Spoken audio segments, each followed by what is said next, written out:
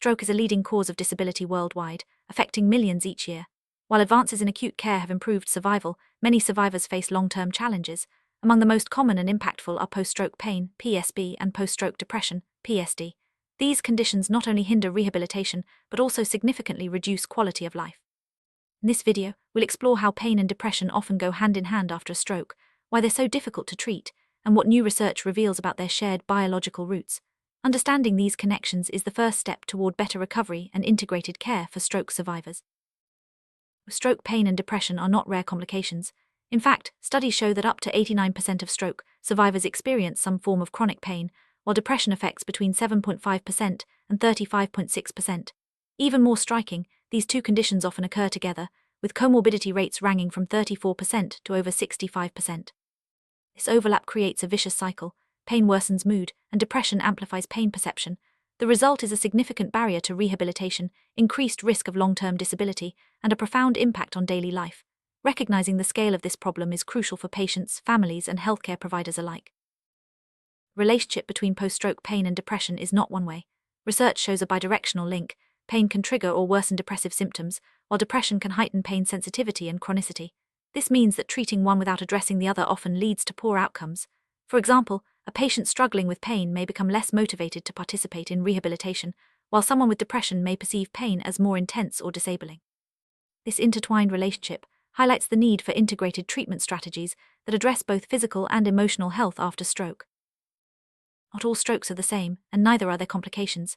The type of stroke, whether ischemic or hemorrhagic, along with the specific brain regions affected, can influence the risk and severity of both pain and depression.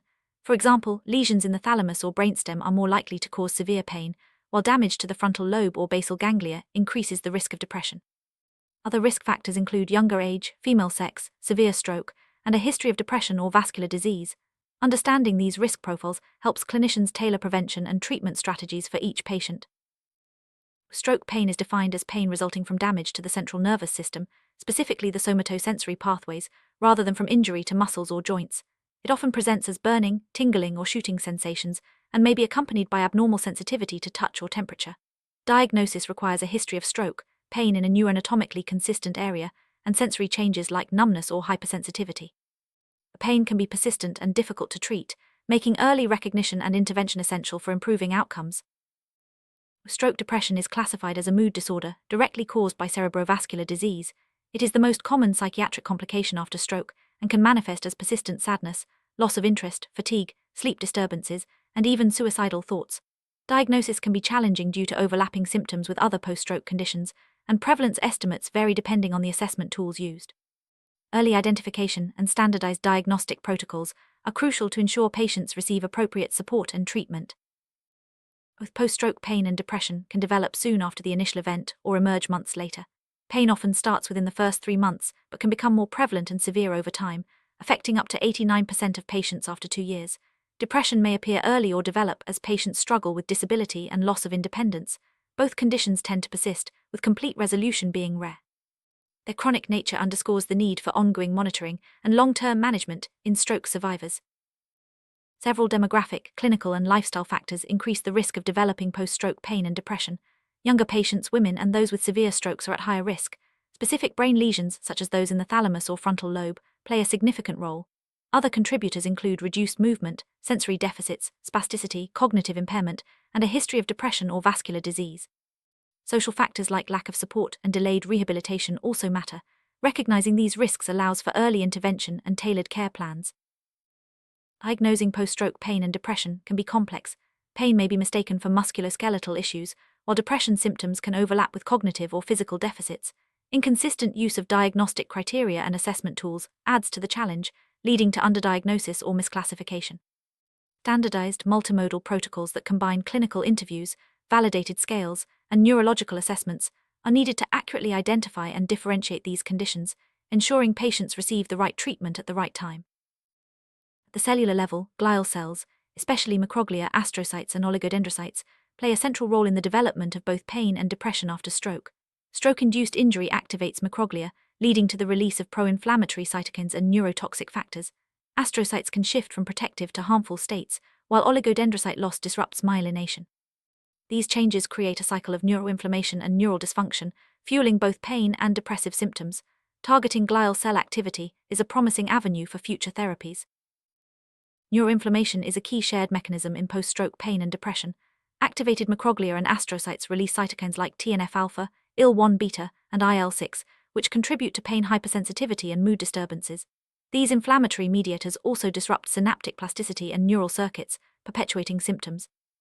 Modulating these pathways, by inhibiting pro-inflammatory signals or promoting anti-inflammatory responses, offers a potential strategy for treating both conditions simultaneously.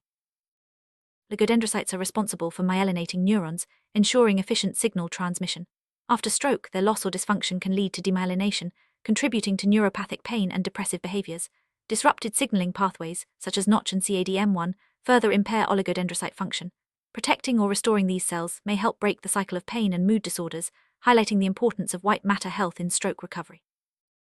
Stroke not only damages specific brain regions, but also disrupts the neural circuits connecting them.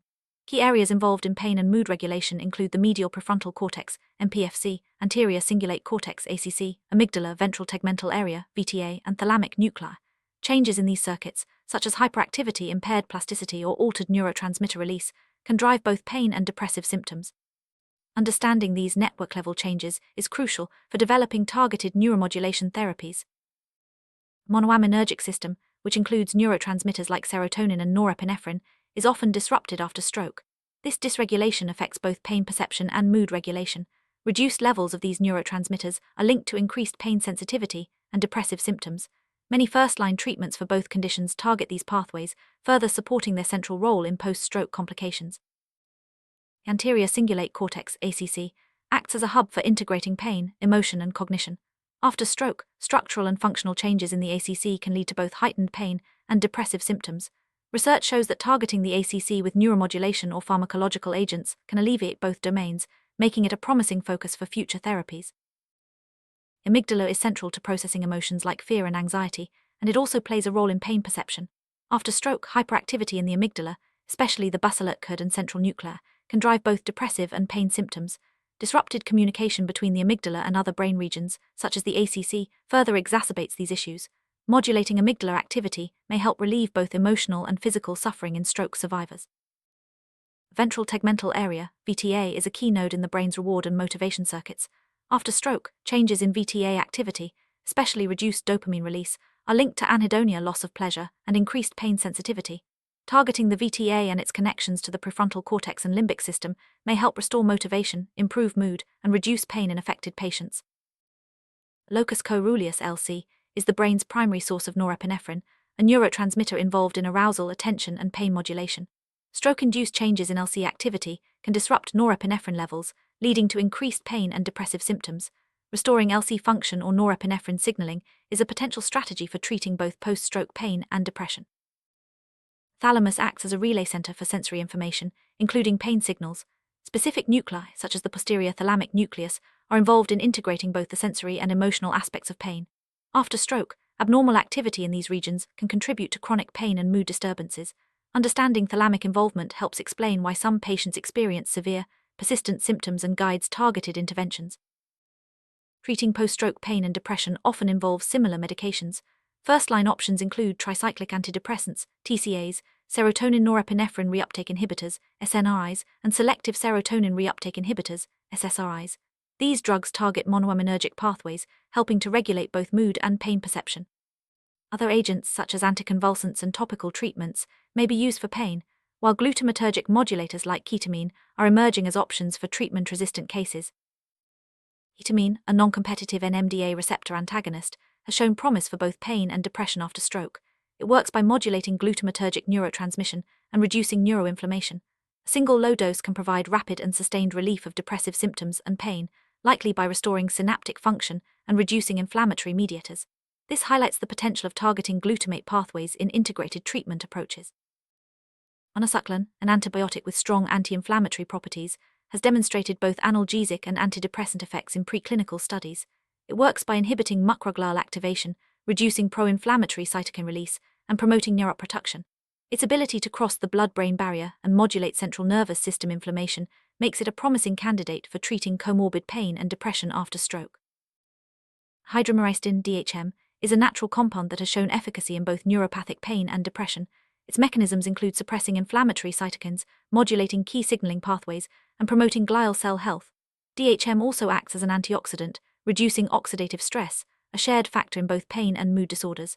This multi-target approach exemplifies the future direction of integrated therapies for stroke survivors. Melatonin and its receptor agonists, such as agomelatine, offer another promising avenue for treating post-stroke pain and depression. These agents help regulate oxidative stress and neuroinflammation, both of which are elevated after stroke. Melatonin's antioxidant effects protect neurons, improve sleep, and support mood regulation.